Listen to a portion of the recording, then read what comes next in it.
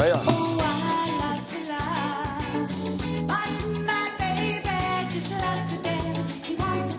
Essa música, década de 70, eu era um bebê, mas já estava num clima de discoteca. Olha lá, ó.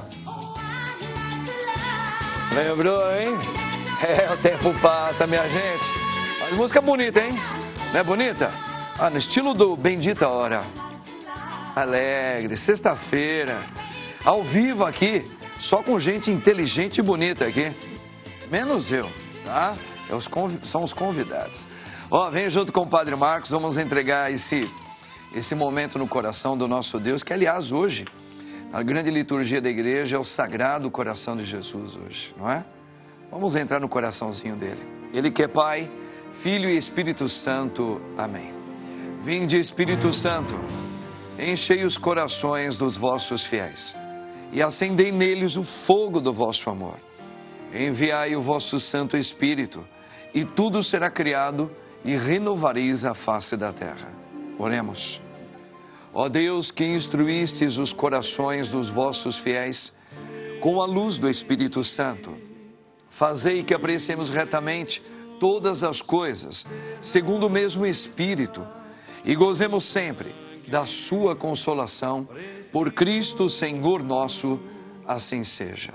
Rogai por nós, Santa Mãe de Deus, para que sejamos dignos das promessas de Cristo. Amém. Quem como Deus?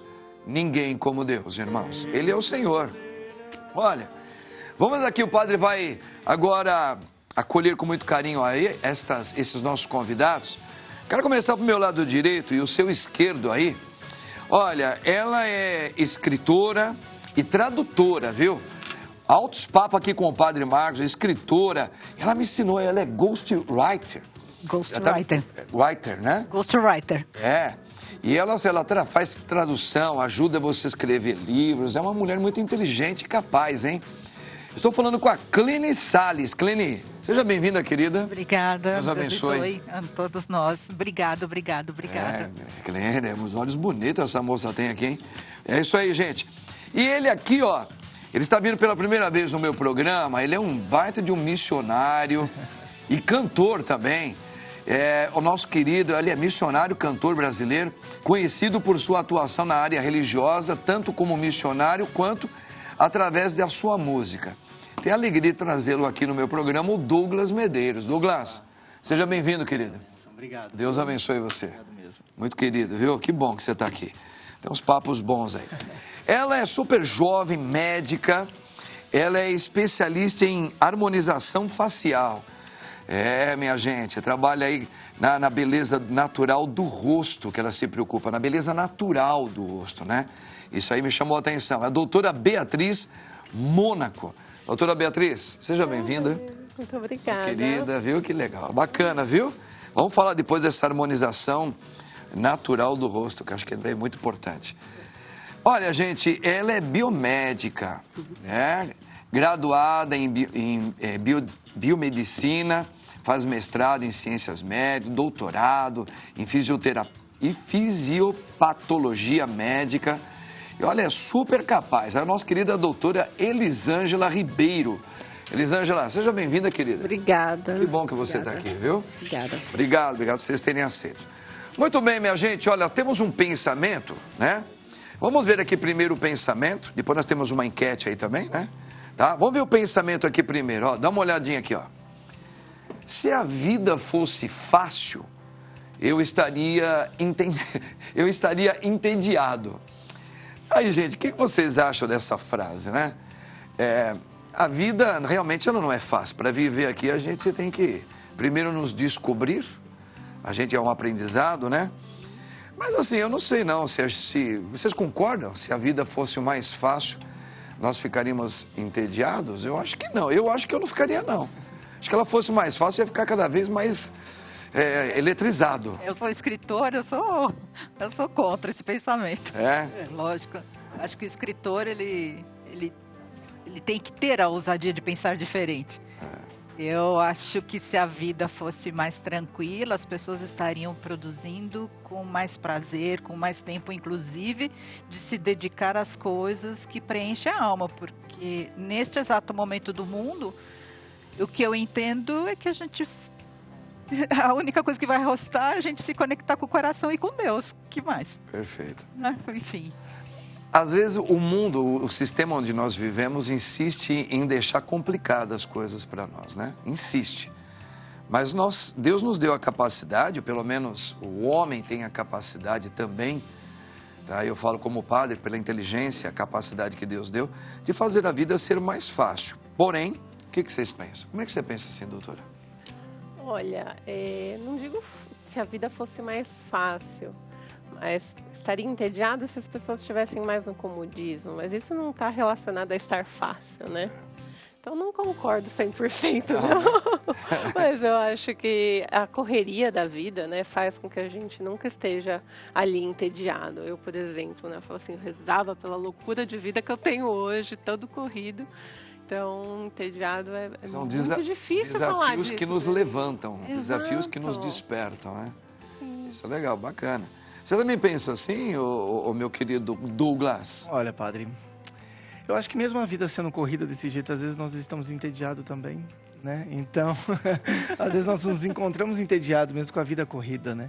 Eu acredito que se fosse mais fácil, seria mais leve a nossa passada, né? Legal, tá certo. Doutora Elisângela, como é que você pensa um pouquinho esse pensamento aí?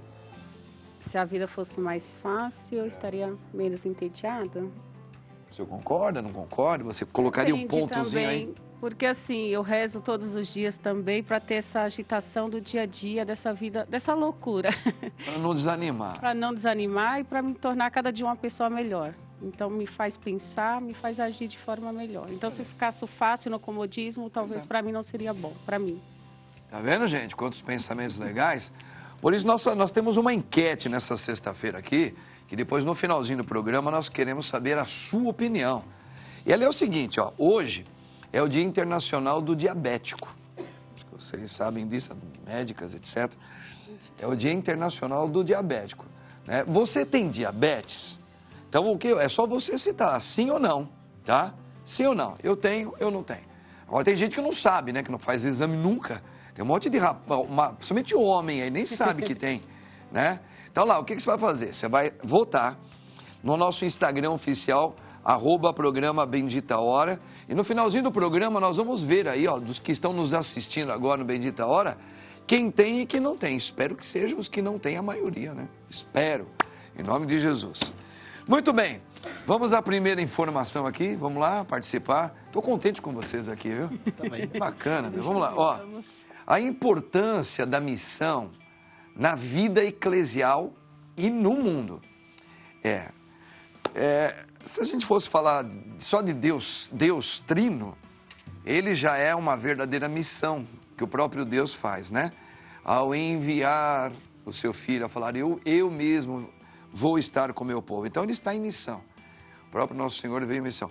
Como é que você vê isso daí, Douglas? A importância da missão na vida eclesial, na vida da igreja e no mundo também.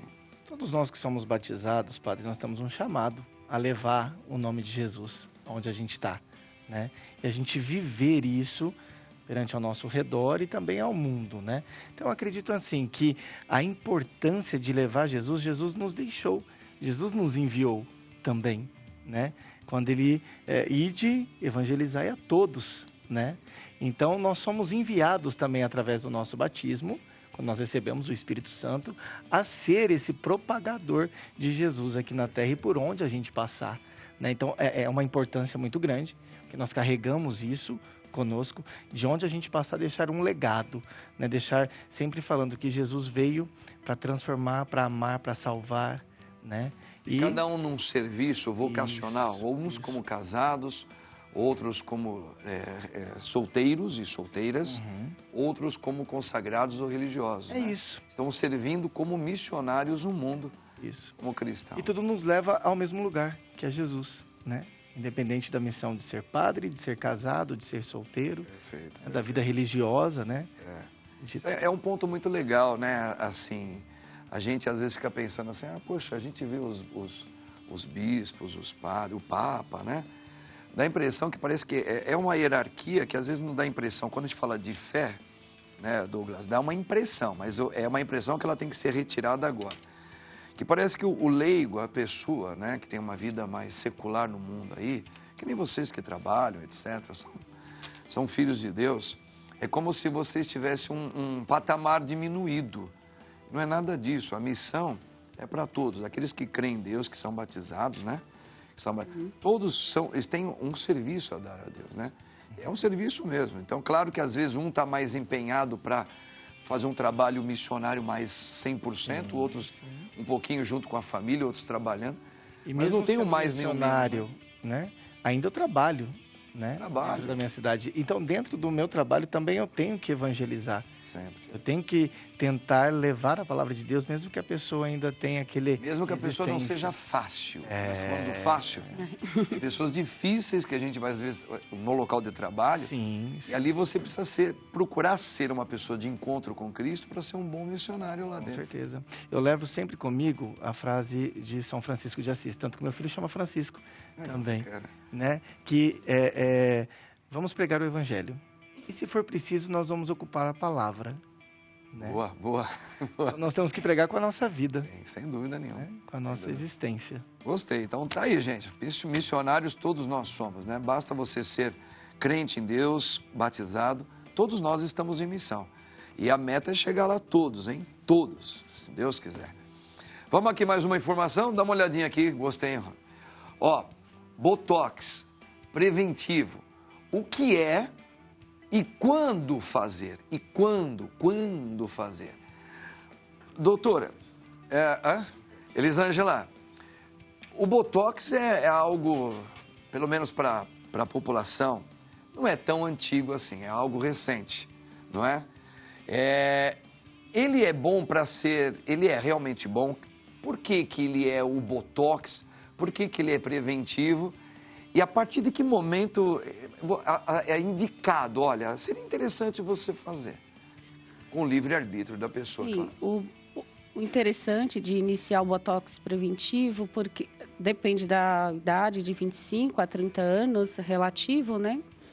Para poder estar relaxando essa musculatura. O contrário que as pessoas pensam que o Botox ele paralisa, não é que ele paralisa, ele relaxa, ele deixa essa musculatura estática ali, sem movimentos. Então, tudo que está paradinho não vai gerar aquelas linhas finas, marcas de expressões. O Botox ele chega para relaxar essa musculatura. Entendi. Então, para prevenir, para que a pessoa não venha ficar...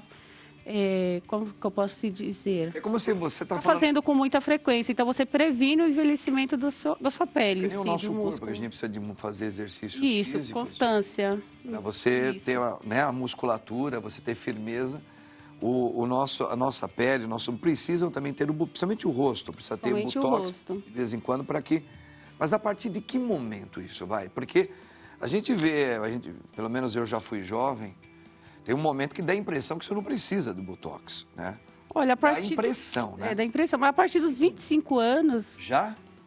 Já pode estar iniciando, sim. Mas simplesmente para você prevenir. Para prevenir. Só que eu tenho, por exemplo, colegas que menos de 25 anos já têm linhas bem estáticas já no rosto. Então, é bem relativo a questão da idade. Entendi. Mas com 25 anos, a pessoa queira entrar já com preventivo, é o ideal. Entendi. A substância do Botox, ela não é muito conhecida por ela, mas ela é aceita por o organismo físico, ela pode trazer alguma consequência futura? Consequência futura não, porque ela é compatível com o nosso corpo humano, uma toxina botulínica que é compatível. Em torno de, também depende de pessoa por pessoa, de 4 a 5 meses, já some totalmente esse efeito do Botox no seu organismo. Então, ele não vem a te trazer nenhum problemas futuros. Então, isso aí já é um bom sinal, porque se a pessoa fez um Botox, ela se arrependeu, apesar que eu acho difícil, a não ser que... Se ela se arrependeu, exagere, né? Se ela se arrependeu, aí nesse caso, hoje, por exemplo, ontem na minha estética, a gente estava com ultrassom micro e macro focado. Não é comprovado, porém a a doutora removeu uma pitose com esse ultrassom, mas não é comprovado ainda. Por exemplo, se fez um botox, você se arrependeu, o ideal é você aguardar mesmo o efeito dessa toxina ser eliminado no seu organismo. E daqui a pouco, talvez, também junto com a doutora Beatriz, nós vamos entender depois também melhor em que momento a pessoa, para não perder a sua naturalidade. Sim. Porque na hora que você vai colocar um botox, alguma coisa assim, Nada insativo. eu acho que o profissional ele tem que ser muito ser humano para fazer uma leitura de cada pessoa. Sim, porque... Olha, eu estou te vendo assim, você está me trazendo a sua idade assim, eu estou te vendo você há 5, 10 anos antes, você estava assim, hoje você está assim. Olha, vamos lá, o que eu penso clinicamente sobre o seu rosto? Você tem um rosto assim, o seu formato é esse, o olhar é assim, você formou uma coisinha aqui, você está mais... Então, acho que para manter, para não perder a sua estética natural... Sim, exatamente. Acho que isso é uma coisa que... Porque, assim, às vezes as pessoas são leigas de um assunto, né? Por exemplo, eu trabalho com a estética, com botox facial e com outros tratamentos também. Você chega para mim, você pede algo que eu olho para você e falo, não é esse o protocolo que vamos traçar para você não perder os seus traços naturais. Isso não vai ficar bem para você. Não fica bem. Então, aí você Mas mostra... eu quero ficar parecido com o Elvis Presley. Não, ninguém... Tá aqui, ó. Eu tô achando que a minha testa lembra dele. Cada um tem um perfil. Ah, doutora, eu vou procurar outra. Aí, assim que eu acho que deve estar acontecendo. Muito mesmo. Bastante, todo tempo. Eu quero ficar igual tal pessoa, igual... Esse é o problema, né? Tá bom, daqui a pouquinho a gente vai voltar e ainda falar mais sobre isso. Aí é assunto de ponta hoje em dia. Vamos ver outra informação aqui, ó. Gente, o que é necessário para ser um paciente modelo de harmonização facial? Olha, talvez vai entrar um pouco aí, né, doutora Beatriz? Ó, pegando essa frase, o que é necessário para ser um paciente modelo? Existe paciente modelo de harmonização? Acho que o primeiro ponto é a gente entender o que é um paciente modelo, né? Isso aí, eu quero entender esse negócio aí. Hoje na clínica, né, a gente está há mais de 14, 15, 16 anos no mercado, então a gente tem 2 tipos de atendimento. O atendimento particular, onde nós profissionais executamos os procedimentos, porém, além de clínica, nós somos uma escola. Então, nós temos técnicas desenvolvidas onde a gente ensina outros profissionais a executar as nossas técnicas. Então, quando você vai ser um paciente modelo, significa que você vai fazer um procedimento junto com o meu aluno. Porém, o meu aluno ele não é uma pessoa recém-formada, ele não é uma pessoa que está ali começando do zero. Ele é uma pessoa que já trabalha na área e que vem aprender uma técnica nova. Então, ser paciente modelo existe muito hoje, assim, tem bastante no mercado, existem várias opções aí, porém o principal ponto é você saber que você está num lugar que as pessoas elas estão aprendendo uma coisa que é comprovada, supervisionada por profissionais que estão ali sabendo o que estão fazendo e com os produtos que estão sendo utilizados. Então, acho que esse é o principal ponto. Paciente modelo hoje significa isso, você ir fazer um procedimento que é a mesma coisa de um procedimento de estar fazendo com um profissional, só que com uma pessoa que está aprendendo uma técnica nova. Entendi. Hoje, na clínica, a gente faz as 2 opções de atendimento. Ah, que legal. E você concorda um pouco com esse assunto que nós estávamos falando aí sobre a questão... Botox preventivo? Preventivo também, assim? Eu acho que é tudo muito relativo, assim. O Botox, ele se confunde muito, né? As pessoas falam assim, Botox, eu quero fazer um Botox na boca. Então, existem vários procedimentos. O Botox, ele veio como uma toxina para a gente relaxar a musculatura. Quando que ele é indicado? Para a gente prevenir uma marca no nosso rosto. Então, por exemplo, eu comecei a fazer Botox super cedo. Vou nem falar quando. Comecei a fazer super cedo porque eu tenho uma musculatura muito forte. Então, com menos de 25 anos, eu já tinha uma marca na minha testa que me incomodava muito. Se eu demorasse muito mais para fazer um Botox, que é para relaxar essa musculatura e não deixar eu ficar repetindo essa movimentação, que a minha pele está por cima e essa linha ficar marcada na minha pele, só o Botox depois não ia resolver. Então, o Botox preventivo, ele vem com esse objetivo, da gente evitar que uma marca fique profunda no nosso rosto. E aí varia muito, como a doutora falou, é muito relativo. Quando começar? A partir do momento que o paciente tem aquela queixa, mas ele tem essa indicação, ele tem aquela musculatura muito potente, muito cinética, muito que trabalha muito forte, e aí a gente relaxa um pouco, mas sem deixar a pessoa parecendo um boneco de cera, né, gente? Com expressão, com movimentação. Acho que talvez a grande escola também que nós vamos ter que colocar, paralelo a essas clínicas como de aprendizado, de modelo, um paciente modelo, é você convencer a população a não pegar um estereótipo já preparado de alguém e levar para um profissional e falar, pô, eu quero ficar assim. Isso aí tem que sair da cabeça das pessoas, né? Com certeza. Se achar bonito alguém é admirável, né? É louvável. Pô, acho tão bonita essa moça. Mas ela é ela e você é você. Vamos olhar para você. Exatamente. Tá certo? Então, essa vaidade que o mundo coloca de comparação com o outro, isso é uma clínica que a gente tem que trabalhar para as pessoas crescerem nisso, né?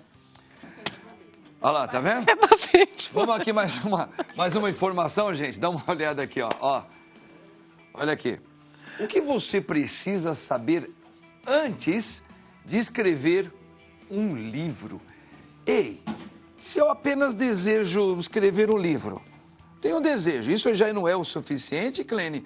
Ou é o desejo? O que eu preciso saber primeiro antes de escrever uma obra? Um trabalho, algo que é um livro, vai ser meu filhotinho. Puxa vida, você sabe que o senhor está me falando uma coisa que me ocorreu um pensamento. Se o senhor tivesse me feito essa pergunta em 1980, eu teria uma resposta. Eu não tinha nascido. Você era bebezinho. O senhor era bebezinho. Assim, vamos um pouquinho. 1990 eu responderia de uma forma, 2000 eu responderia de uma forma, 2010 eu responderia de uma forma e 2020 eu respondo de outra forma. Então, assim, vamos nos localizar em relação ao espaço-tempo, hoje, agora. Não é suficiente você ter o desejo. Apenas o desejo. Não. Nesse período da vida, nesse contexto que nós estamos passando. Não. Eu preciso fazer uma peneira de algumas coisas, umas avaliações. Primeiro, assim, a não ser que seja uma coisa absolutamente de entretenimento, que você fala, bem, eu vou fazer um livro, vou me divertir e pronto. Tá. Agora, se a pessoa tiver um desejo real, de coração, de alma, né, de escrever um livro, ela vai ter que pensar em várias coisas antes, várias. Ela vai ter que pesquisar. Então, eu vou escrever sobre... dá uma ideia. Vamos falar sobre o mundo da internet hoje, diferente. Vamos falar o relacionamento no mundo atual. No mundo atual, pronto. Bem, vai ter que pensar. Para que público? Quero falar com uma pessoa para um público que tem 20 anos, 30, 40 ou 50. Certo. Bem, decidi. Não, então eu vou falar com as pessoas que estão entre 40 e 50 anos. Sim, importante saber isso. Então, bem, quais são os hábitos dessas pessoas? O que elas viram, o que elas assistiram, o que elas consumiram na juventude delas? Eu vou ter que ler muito sobre o tema. Eu vou ter que ler sobre relacionamentos e vou ter que ler sobre a idade adulta, a idade madura. Perfeito. Vou ter que pesquisar, vou ter que conversar com as pessoas, eu vou ter que ouvir as pessoas, porque hoje existe uma dificuldade gigante das pessoas terem a boa vontade de ouvir o outro. Né? Porque hoje, infelizmente, as pessoas têm uma tolerância muito pequena de ouvir. E elas ouvem, às vezes, por obrigação, elas não ouvem prestando atenção. Então, o escritor ou a escritora tem que ouvir realmente interessada na pessoa. Porque se ela não ouvir interessada, ela não vai conseguir capturar o espírito. É como se fosse se especializar naquela vertente que a pessoa está pensando em escrever. Focar. Então, eu vou ter que primeiro, antes de eu escrever o livro, eu vou ter que fazer uma pesquisa. Eu vou ter que fazer uma pesquisa, ler. Conversar com as pessoas, porque as pessoas têm uma fantasia. O escritor é solitário, ele fica lá escrevendo sozinho. Não, de verdade não. Hoje em dia o escritor ele precisa se socializar sim ou sim. Vai ter que socializar, inclusive com os próprios escritores. É como se ele fosse um pequeno jornalista que ele foi lá fazer todo um acompanhamento jornalístico, ele levantou vários dados, depois ele vai relatar aquilo para para aquele público mais específico. Não né? é jornalista. Não, é como se fosse um trabalho meio... Não, é uma coisa de alma mesmo. Porque o jornalista ele está preocupado como, onde, por quê, para quê. Né? O jornalista ele tem algumas regras. Essas regras não servem muito. O que serve realmente é uma conversa de coração para coração. Né? Então, assim, eu vou escrever um livro para mulheres que estão entrando na menopausa. Vamos pensar assim. Né? Eu preciso ter realmente paciência para escutá-las, para escutar as queixas delas. Entendi. Sem, vamos dizer, um avalanche de perguntas. Tem que ouvi-las, de verdade. E para isso eu preciso ter uma escuta ativa. O que é uma escuta ativa? Não é uma escuta, estou ouvindo. Eu estou ouvindo e prestando muita atenção. E escrevendo. Então, mas isso aí é mais um público-alvo, né? É um público-alvo. Por exemplo, vou escrever esse livro aqui e eu já tenho um público-alvo que certamente eu acredito que vai tocar muito esse público. Isso aqui, um jovem, um exemplo, já não vai curtir tanto, a não ser que seja um jovem. Bom, enfim, é mais ou menos por aí a conversa. É por aí. E principalmente dissolver aquela ideia assim, eu vou escrever um livro, esse livro tem que serve para 18 até 60 anos. Não, isso não. Não, você precisa realmente direcionar. Perfeito. Porque você precisa criar conexão com o teu leitor. Eu brinco com as pessoas, você vai ter um leitorado. O político tem eleitorado e o escritor ele tem um leitorado. Eu acho que a gente tem uma ilusão, na hora que você pensa em fazer uma obra, que é um livro, de que todos os públicos vão te entender naquilo que você está querendo transmitir e como se todo mundo pegasse, gostei, é para mim. É uma coisa que você tem que fazer primeiro uma avaliação. Tem que fazer uma avaliação e assim... Que nem todo mundo pensa como você, ou está aberto como você, ou sonha como você. Então, cada um tem uma realidade diferente, contextos diferentes. Sim. Vidas diferentes. E, por exemplo, se eu for escrever um livro para uma mulher na menopausa, vamos imaginar. Eu preciso entender as atribuições que elas têm. Eu preciso entender a complexidade daquilo que ela vive. Não só em termos hormonais, que já é um grande sufoco, que eu brinco que nós mulheres, nós temos um dia excepcional todos os dias do mês, que todos os dias nós estamos aí na dança dos hormônios. E eu preciso realmente ter esse entendimento, não só sob o ponto de vista de saúde, como o ponto de vista social. Porque ela vai estar atravessando um processo delicado, né? Porque os filhos já estão crescendo, já estão saindo de casa e ela vai ficar agora sozinha com o marido ou seja, é toda uma transformação gigante. Interessante mesmo. E isso serve para qualquer coisa. Então eu vou escrever um livro sobre sei lá, um guia de viagem, né? Eu viajei para a América do Sul. Mas você acredita assim, acho que só para dar uma temperada nessa questão, eu entendi bem, acho que vocês também compreenderam o que ela está falando. Os telespectadores... se eu não entendo, por favor, né? Se eu estou sendo complexa... Esses grandes, a gente chamado dos grandes autores de livros, assim, cada um tem uma área, que outro é mais romancista, outro é mais social, enfim. Esses nomes que já estão na galeria aí do mundo, será que eles pensavam isso? Ou era porque eram outras épocas e as pessoas meio que pegavam quase num todo aquilo lá? Eram países mais, sei lá, que gostavam mais de ler, por isso dava mais certo. Porque o que o senhor está falando tem muita razão de ser. Né? Tem muita razão, porque infelizmente, assim, no Brasil, a gente sua para as pessoas lerem.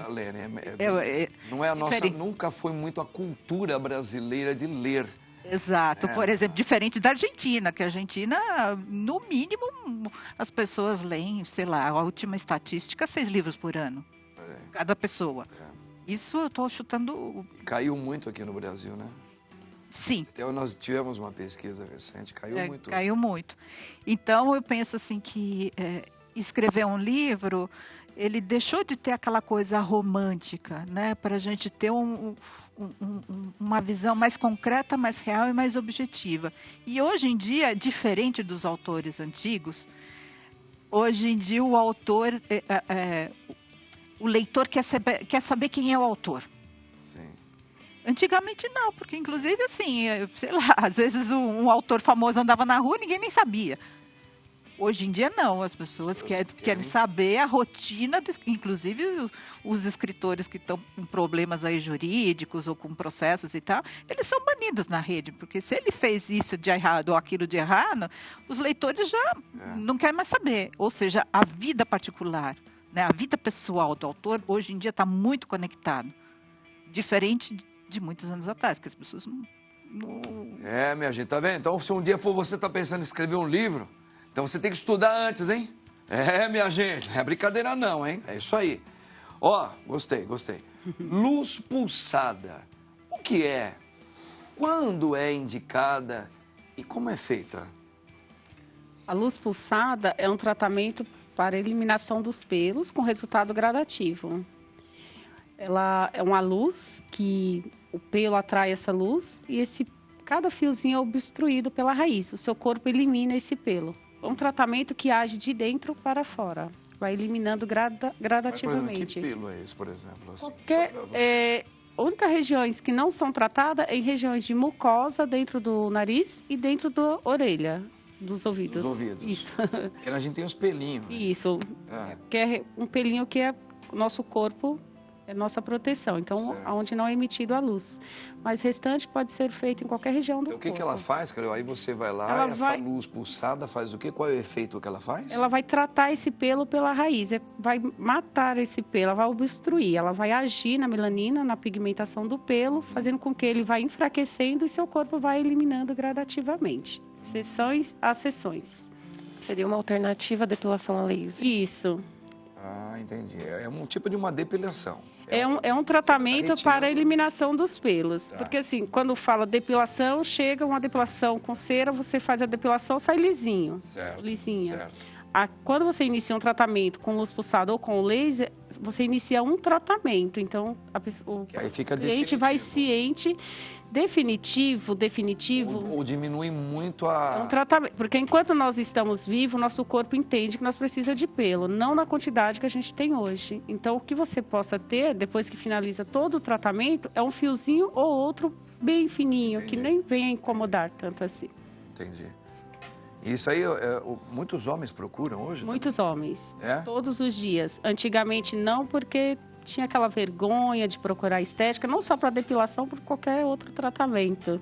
Hoje, graças a Deus, os homens estão mais modernos, já procuram por botox, para harmonização. Não tá mais bonito os homens pelados hoje? Pelado assim, sem pelo, sem pelagem. Porque eu sou de uma época que o homem tinha que deixar uma correntinha aqui, ó, e o pelo no peito. E a mulherada, vai que homem bonito, peludo. Camiseta meio aberta. A camisa meio aberta. Na época do carga pesado, com fagundes, a barbudão. Hoje não, hoje a mulherada tá gostando de homem, né? Sem pelos, né? Eu acho que é higiene, né? Higiene. E também os homens hoje estão se cuidando mais, então quer mostrar o corpo, né? Mais bonito também. Mostrar os músculos. Isso. Dá uma dificultada em ver a aparência. Mas como é que você ia ver o Arnold Schwarzenegger com toda aquela definição dele cheio de pelo? Tem a ver, nesse sentido tem a ver, né? Entendi. Mas as mulheres também procuram muito, né? Porque a mulher ela é bem mais... A gente não quer ter pelo, exigente, né? Bem mais exigente. E assim, é um tratamento que tem um resultado muito eficaz, com muita eficácia, não agride a pele. E a luz pulsada, ela abrange outros tratamentos também. Tratamento para acne, rejuvenescimento, até os vasinhos. Embora eu gosto ainda do método mais antigo, mas até os vasinhos são tratados, né, doutora? Mas alguns pelos no corpo é bom deixar, pelo menos uma quantidade para proteger. Uma proteção, né? Proteção, né? Não sei se caiu por terra já, mas assim, é bom, pelo menos para nós mulheres, regiões de virilha, eu ainda falo, embora a mulherada tira tudo. Ninguém mas mais embaixo quer do braço, assim, por exemplo? Assim, não, tem que tirar, tudo. Beleza, tá vendo, gente? É importante. Rapaz, ó, mineiro. Interessado na luz pulsada. Mineiro. É isso aí. Olha, gente, como que a música... Isso aqui é bom, esse papo também, hein? Como a música pode fortalecer a fé em tempos de crise? Não trabalho. Nós estamos vivendo um tempo de bastante crises, né? Ultimamente, né, o Douglas? Sim. E a música? A música, ela tem ela tem uma coisa, parece que ela entra mexe com a dopamina da gente, né? Algum circuito cerebral, porque Eu costumo dizer que a música tem o poder de curar, de transformar, de nos acalentar, né? Ela tem o poder de nos consolar. Quem nunca ouviu uma música e até já chorou, lembrou de alguma coisa? Ela traz memórias, a música ela traz memória, né? Pra gente. Na semana retrasada, que nós estávamos com uma moça aqui, ela é cientista, ela tem problema de Parkinson. E ela estava falando o quanto que ela está fazendo canto, e isso ajuda muito até na questão do Parkinson. Né? Sim. Eu em 2019 para 2020, eu tive uma depressão muito forte, né? E também veio a crise do pânico. Onde eu estava, eu tinha que sair, porque... E a música me ajudou, né? Eu estava em estúdio, gravando... Interessante isso, hein? Né? E até gravando algumas músicas que foi... Esse ano que foi sair, porque eu fiquei um período muito grande, né? Uma luta muito grande interior. E a música me ajudou, né? Nisso. Será que ela é a música ela também, apesar de a gente já ter ouvido tanta coisa sobre o efeito que a musicalidade pode fazer no corpo de um ser humano, eu acho que isso já é fato. Mas será que é como se fosse um grito, uma coisa que desentope você, a tua alma, alguma coisa dentro de você que transcende? Acho que é como se você saísse daqui. Saísse de você a música. É um grito. É um grito. É um grito, né? É um grito. Tanto que você pode ver que tem algumas músicas que são gritos da alma mesmo, né? Aquele momento que a pessoa É um grito que você não precisa gritar, só cantar, só né? cantar. Só soltar o ar e uma sonora que sai. E a música também tem esse poder de unir um ao outro. Eu costumo dizer quando a gente está em algum evento, algum show, alguma coisa, quando só vocês, todo mundo canta, todo mundo, então numa só voz. Então une, né? O mesmo objetivo quando a gente está ali. Você sabe que tem uma coisa que é cruel, né? Diz que nos abates dos animais, na hora que eles vão ser abatidos, principalmente os boizinhos, as vaquinhas, né? Quem trabalha com fazenda, eles têm que levar no matador. Então esses animais são colocados numa calha. Eles têm que ir andando um atrás do outro. É coisa horrorosa. Eles ficam muito tensos. Muito tensos. E a carne do animal, ela enrijece porque ela está com muito medo. Ele pressente que ele vai morrer. Sim. Eu sei que é triste falar isso, mas eles já fazem uma técnica com música para relaxar o animal, para que eles tenham um abate e a carne não fique enrijecida. Você vê que até nessa parte que é triste falar, né? Mas eles têm até técnica para relaxar com a música. Às vezes o senhor pode ver, numa missa que o senhor celebra, às vezes acaba as palavras, mas a música Põe a música, o povo toca. Vai, muito se emociona. Eu não me lembro o nome agora, qual santo que falou que quem canta reza duas vezes. Me fugiu no Santo Agostinho. Santo Agostinho. Então, já lá ele já dizia, né? Quem canta reza duas vezes, né? Pois é. Então, o canto até dentro da igreja. Davi gostava de usar a harpa dele. Os salmos, né? Cantando para Deus. Cantados, uma coisa linda, né? Às vezes, quando eu estou pregando em missão, em algum lugar, quando acaba as palavras, vem a música e a música te transforma. Que legal, né? É bom isso. demais. A música... E se você lê o Apocalipse também fala que lá a vida com o eterno no céu é um verdadeiro hino, né? Nós vamos ficar cantando. Então, olha que coisa. Se você não gosta de cantar, mineiro, aprenda, começa a apreciar a música lá no céu, que eu espero que você esteja lá. Você vai cantar pra caramba, meu. E essas musiquinhas vira-lata, né? É música boa mesmo, cara. Legal, mas que bacana. É isso aí, Douglas. Vamos lá, mais uma aqui? Mais uma informação? É? Vamos lá aqui, ó. A nossa missão é levar um toque especial a quem nasceu com fissura labial. Essa parte aqui, acho que é um pouco na sua área, né, doutora? É aquela fissura, aquela pessoa, tem pessoas que nascem, que tem um nome para isso. Lábio né? leporino. Como é que é? Lábio leporino ou fissura labial. Fissura lábio-palatina pode ser uma opção também. Tem muitas pessoas. Eu tive um coleguinha que tinha isso, a gente achava... Porque quando você é criança, você acha tudo esquisito, né? Tudo que foge quando sai do fora comum. do padrão da tua Exato. família, você ficava olhando o rapaz, mamãe, o que é? E tinha um rasgo aqui, a gente achava que ele tinha um defeito. E tem um ator aí, aquele Joaquim, não sei o que, Fênix, né? Ele também, acho que teve isso daí, só que ele andou arrumando. como que é isso daí? O preenchimento labial, ele ajuda essas pessoas? É compatível? Vale a pena ou não? Ou ali é um outro procedimento? Como que é isso? Pra caramba, hoje a gente tem, né, além da clínica do paciente modelo, a gente tem esse projeto que chama Preenchimento com Amor, que o objetivo é fazer o preenchimento labial em pacientes que têm fissura labial. Principalmente eles. O projeto Preenchimento com Amor é só para fissura labial. Ótimo. Aí, fica aí o convite, quem tiver interesse pode entrar em contato no nosso Instagram, porque quem faz parte do projeto, a gente não cobra o atendimento para esses pacientes. Então, através do preenchimento labial e até de uma harmonização facial completa, não só nos lábios, então que a fissura labial ela pode cometer outras regiões. Então, é um trabalho muito assim multidisciplinar, né? Um paciente que ele já passou por cirurgias, ele já fez fono, ele já teve várias outras questões. É o céu da boca que é diferente? Isso, pode. Em alguns casos pode acometer o palato também, ele fica que vai todo o céu da boca, pode acometer a região nasal também. Então, a fonética desse paciente é diferente, só que no momento em que a gente entra para fazer os procedimentos, ele já passou por toda essa etapa cirúrgica, já está todo na fase final que a gente vai fazer o preenchimento. Só que a técnica para um preenchimento numa pessoa que tem fissura labial, ela é muito diferente, né? A anatomia é diferente, é um tecido diferente.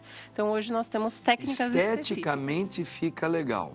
Fica, a gente consegue... Mas não resolve a questão, por exemplo, dependendo do grau que tem essa doença, a pessoa, você falou que ela tem que fazer tratamento com fono, porque às vezes a parte nasal também foi afetada, afetada. É uma malformação congênita. Certo. Então, essa pessoa ela teve aquela questão na formação do lábio, às vezes pode acometer o palato.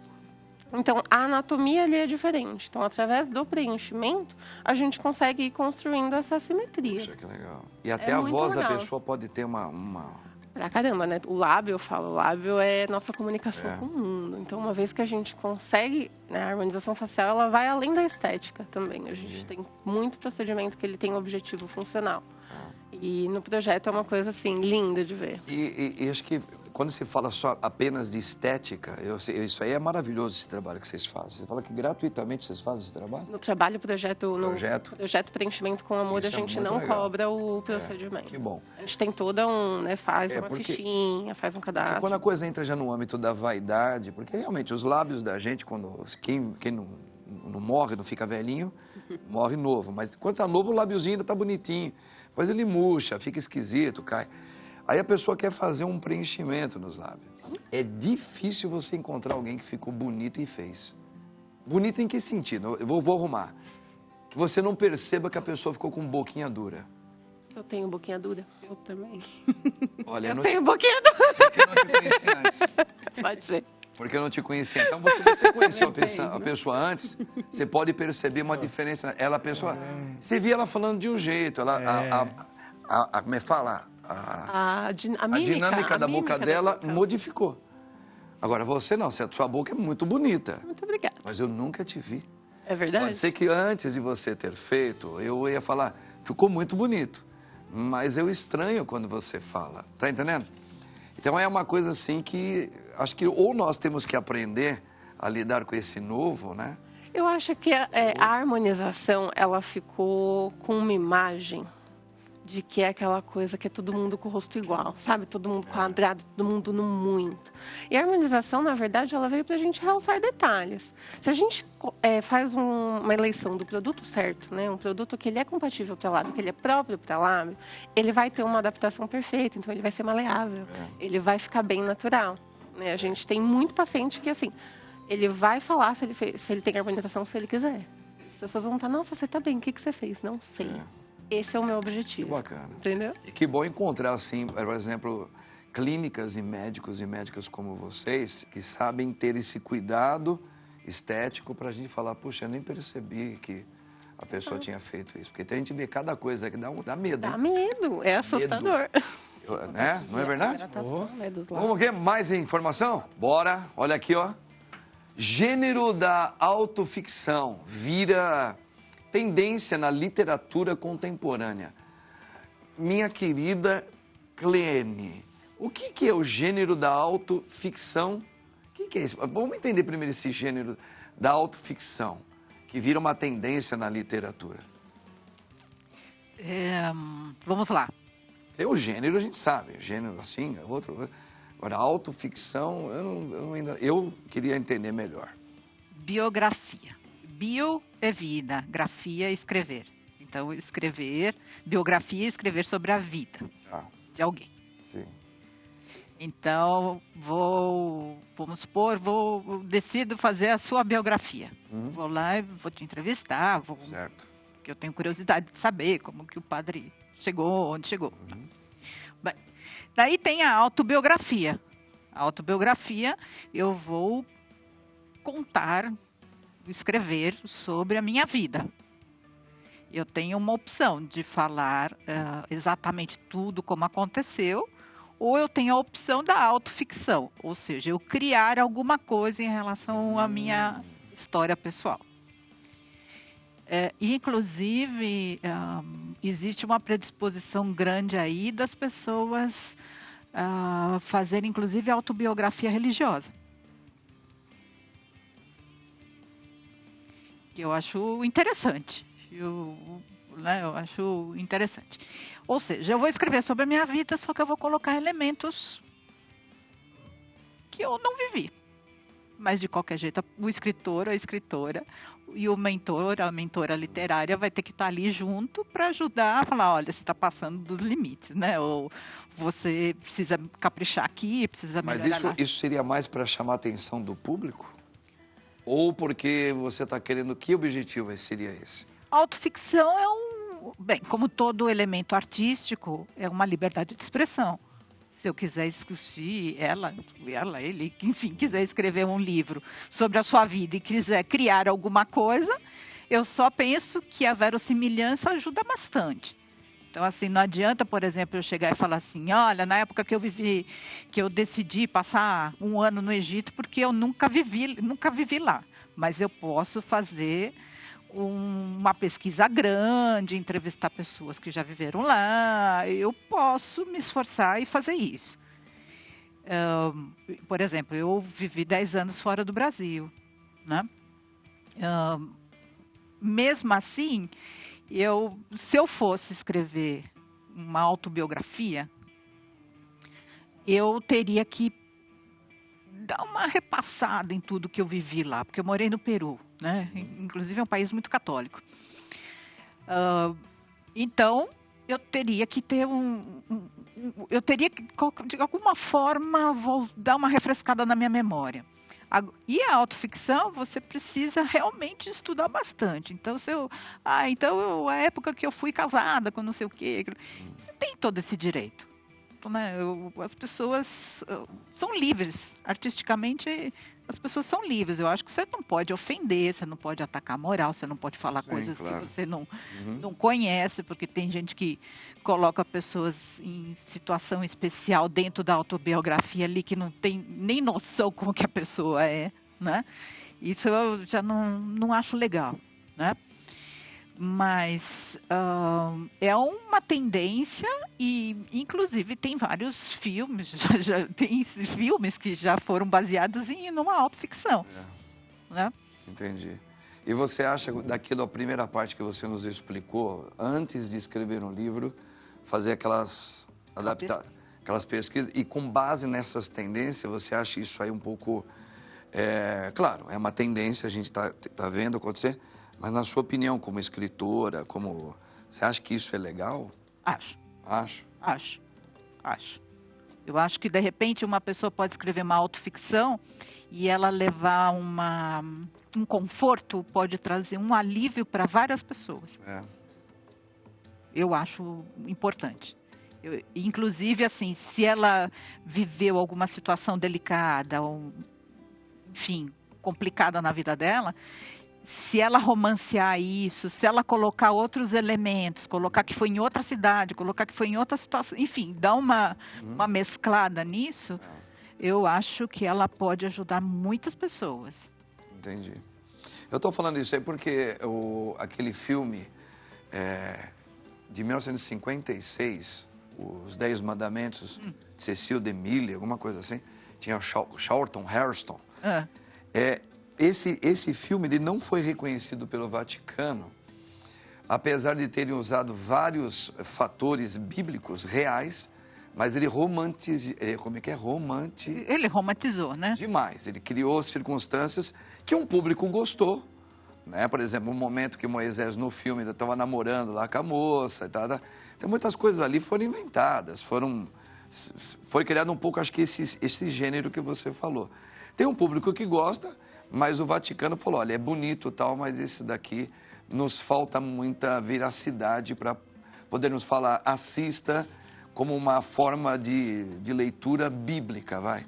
Mas ele é apenas mais um filme romântico, bonito, legal de Hollywood. Seria um pouco também por aí, né? Eu estou dando só um exemplo do filme, só para entender.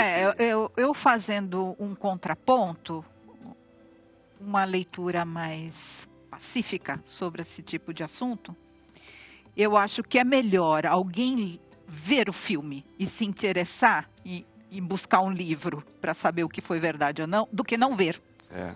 Não porque eu fiz isso, quando eu fiz uma ligação, que eu comecei a ler a palavra no Antigo Testamento, justamente para ver se fazia jus no que o filme fazia. E eu via que muita coisa não. Falei, onde eles tiraram isso no filme? Não tem aqui na Bíblia. Né? Mas é melhor ter gente procurando do que não ter gente procurando. Pois é, que legal. Bacana, hein, gente? Vamos aqui mais uma informação. Olha aqui, ó. Cresce o número de cristãos perseguidos no mundo. Revela, como é o nome aí? Open Doors. Ô Douglas, você viu essa informação aí? O que você fala disso aí, como um missionário, vai? Porque você é um missionário, você é um agente de Deus aí. Nós já somos perseguidos, né, padre? Sempre. Sempre. Quando a gente diz sim para fazer a obra de Deus, começam as perseguições. Então nós temos que estar preparados para isso, né? Eu tenho certeza que o Senhor, toda a sua vida religiosa que o Senhor já teve, foi muito perseguido. Continua sendo. Continua. A gente é muito mais perseguido do que a gente é elogiado, ou até mesmo, muito. Né? Tem mais gente disposta a nos perseguir. Mas vai passar ainda por tempos piores ainda, onde a gente vai ter que ou falar firme mesmo de Jesus ou negá-lo, né? Mas isso é um sinal positivo, não é? Isso, sim. Apesar de ser trágico ao ouvir e saber que isso está aumentando. Então você ouve assim como uma notícia, assim, a princípio, já sua uma coisa horrorosa, está aumentando, mas ao mesmo tempo mostra o quê? Que parece-me que ainda incomoda por demais Jesus, a vida de Cristo sendo vivida nas famílias, no jovem, num padre. Hoje eles tentam colocar coisas que são diferentes daquilo que a gente tem, né? Então a perseguição começa nisso, né? A não querer, até o nosso Papa, né, atual, falou sobre família, né? Ele está muito preocupado com a família. Muito preocupado com a família. E hoje a gente vê uma distorção da família, né? Sim. Tentam implantar que isso é verídico, é verdade, a gente defende a nossa família diferente. Aquilo como Cristo falou. Como Cristo falou. E certamente ele vai ser massacrado, e já está sendo massacrado por causa só desse início de... Só é o começo, né? Porque se ele for trazer tudo isso mesmo, todo esse... Não é tradicionalismo, é a realidade, é a verdade, é o que Jesus pregou, é o que Jesus quer que a gente viva, né? Então vai ter as perseguições, sim. É isso aí. Vai acontecer. Vão acontecer. Eu acho que quem está dentro do mundo cristão, inserido de verdade, entende isso como algo que até nos aguça manter essa honestidade, a fidelidade, a fé, naquilo que Cristo quis deixar e deixou para nós, né? Não, quem somos nós cristãos para falar, não, o tempo passou, a gente tem que entender. Não, a gente entende que o tempo passou. Mas como cristãos fiéis, batizados, nós temos um alvo a seguir. A gente não vira nem para lá nem para cá. É isso. Entendeu? É isso. Hoje estão querendo distorcer a verdade. É isso aí. Implantar outra verdade. E para a gente não perder as amizades, né, aquela questão minha política do bom senso, a gente acaba se vendendo para... Isso aí é o perigo que está acontecendo entre nós cristãos. Por isso, até o Sagrado Coração de Jesus, que é uma celebração para nós cristãos católicos, porque a gente está perdendo o significado de viver o Espírito de Cristo como coração. como vida fiel nesse mundo atual. Sim, Né? e a igreja traz isso pra gente. Eu tive fora da igreja um tempo, né, da igreja católica, e ao voltar eu vi quanta particularidade que a igreja nos traz, que é muito bonito. Igual viver hoje o Sagrado Coração, viver o próximo final de semana, né, que é São Pedro e São Paulo. Então, assim, a igreja vai nos trazendo sinais, pequenos sinais, que nos colocam mais ainda na presença de Deus. Que legal, bacana, hein? Temos mais uma? Tem uma enquete, eu acho que o nosso tempo já acabou. Vamos ver aquela enquete. Hoje é o Dia Internacional do Diabético, né? Vamos ver aí, ó. Lembra da enquete? Se você tem diabetes, sim ou não? Vamos ver o resultado, olha aí. Ih, olha aí, a maioria não. Eu queria que fosse 100%, meu. 85,3% diz que não tem diabetes, né? E 14,7% diz que sim. Que triste ainda, né? Seria tão bom que a gente tivesse mais essa doença aí. Ela é horrorosa, viu? Tá? Gente, olha, acabou. Eu agradeço muito aqui a participação de todos vocês aqui. Nossa querida doutora Elisângela, foi muito bom ter você aqui. Muito obrigada. Eu vi o pastor, não doeu nada. Muito obrigada. Você mandou muito bem. Minha querida doutora Beatriz, que eu nem percebi que você tinha feito um negócio na sua boca é muito bonita, pensei que era tão natural. Muito obrigada. Você mandou muito bem também. Muito obrigado, viu? Voltem aqui. Muito obrigada. Minha querida Clene Salles, gostei muito das suas colocações. Obrigado, Bacana. Padre, pela sua bênção. Depois vou pegar também pra gente falar sobre livro aí, né? Deus abençoe. E meu querido Douglas, parabéns pelo seu trabalho, pela sua coragem, músico e missionário. Deus abençoe. Gente, olha aí, ó, e Deus abençoe você também, final de semana abençoado. E domingo, ó, solenidade, hein? São Pedro e São Paulo. Deus abençoe você em nome do Pai, do Filho e do Espírito Santo. Amém. Tchau, minha gente. Vai, mineiro.